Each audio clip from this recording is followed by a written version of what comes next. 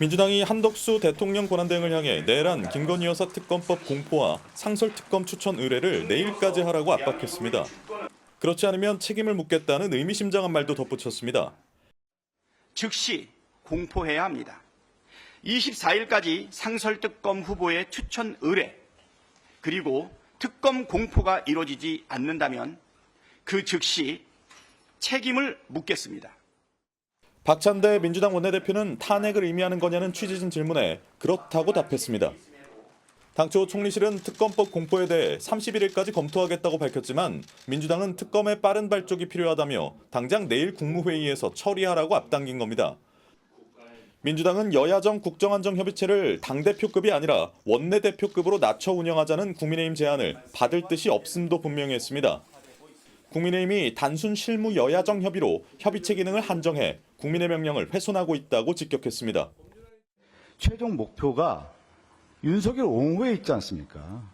국정안전협의체라고 하는 타이틀을 없애고 단순한 실무형의 여야정 협의체를 원하는 거예요. 민주당은 또 현재 공석인 헌법재판관 3인에 대한 임명 동의 절차를 이번 주 중 마무리할 거라며 한덕수 권한대행을 향해 조속한 임명을 재차 압박했습니다. 국회에서 기자간담회를 개최한 권성동 국민의힘 대표 권한대행은 야당 주도로 국회를 통과한 이른바 쌍특검법에 대한 비판을 쏟아냈습니다. 민주당이 국정과 여당을 마비시키겠다는 속셈이 깔려 있다며 경찰, 검찰, 공수처에 상설 일반 특검까지 수사하면 과열된 수사 경쟁을 부추긴다고 지적했습니다. 그러면서 민주당은 진상규명보다 권력기관 간 충성 경쟁을 부추기는 데 집중하는 것 아니냐고 꼬집었습니다. 마구잡이식으로 수사하고 당사를 수시로 압수수색하겠다는 속셈입니다. 결국 대통령 탄핵 인용 시 조기 대선을 염두에 둔 정치 탄압성 특검법입니다.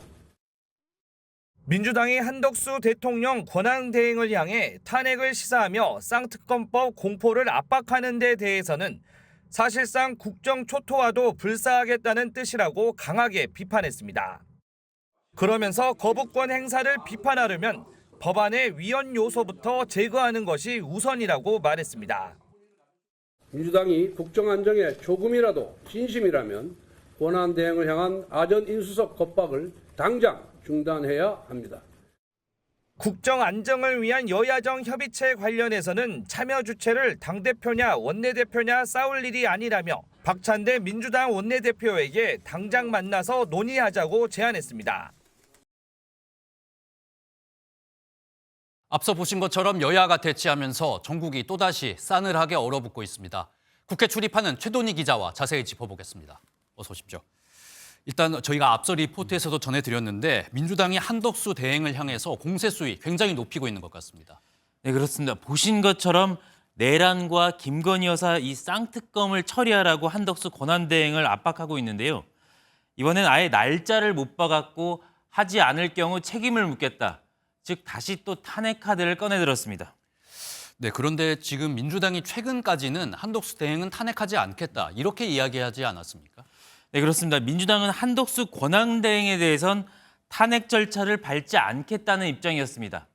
대통령 탄핵안 가결 직후 민주당이 초당적 협의체 구성을 제안하면서 이재명 대표가 한 발언입니다. 너무 많은 탄핵을 하게 되면 국정에 약간의 혼선을 초래할 수도 있겠다는 판단 때문에 일단은 탄핵 절차는 밟지 않기로 했습니다. 네, 민주당 이재명 대표가 저렇게 탄핵하지 않겠다 이야기를 했는데 최근 민주당 분위기가 바꾼 어떤 특별한 이유가 있을까요? 지난주 한덕수 권한대행이 6개 쟁점 법안에 대해 거부권을 행사한 뒤로 기류가 다소 바뀌었는데요. 예. 이후 압박 수위가 점점 세지더니 조건부 탄핵 카드까지 꺼내든 겁니다. 특히 매주 화요일 열리는 국무회의에 이번 주엔 헌법재판관 인사청문회, 이에 대한 본회의 임명동의안이 예정돼 있는 만큼 이번 주 내로 한 권한대행이 결단하도록 압박하는 모양새입니다. 네, 그런데 저희가 생각을 해보면 민주당이 한덕수 권한대행이 거부권을 행사할 거라는 걸 조금은 알고 대비를 했을 것 같은데요. 그런데도 이렇게 좀 강하게 나오는 이유가 좀 특별한 이유가 있을까요? 직접적인 계기야 이 거부권 행사겠지만 여러 정치적인 상황이 고려된 걸로 보입니다. 내란 수사나 헌재 탄핵 절차와 관련해서 제대로 응하지 않고 있는 윤 대통령에 대한 비판 여론이 높아지면서 민주당도 강경 대응에 대한 역풍 부작용이 적어진 것으로 해석됩니다. 여기에 국민의힘이 여야정 협의체 참여 의사를 밝히면서 여야로 양분될 전국 주도권을 놓치지 않겠다는 전략도 깔린 걸로 해석됩니다. 네, 말씀하신 내용 들어보면 앞으로도 민주당이 좀 강경한 태도를 보일 것 같은데 국민의힘의 전략은 있습니까? 일단 권한대행이 거부권을 사용하지 않는 것이 위헌이라며 반대 입장을 분명히 하고 있습니다.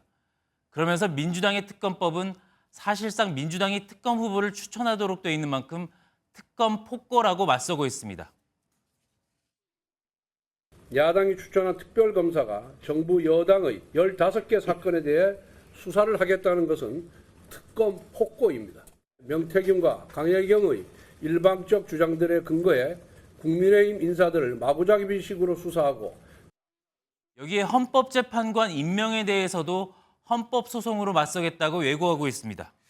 네, 그런데 뭐 헌법 소송으로 맞서겠다 예고를 했는데 민주당의 어떤 총공세를 보면 조금 이걸 막기에는 역부족으로 보이거든요. 국민의힘 전략 뭐 다른 것도 있나요?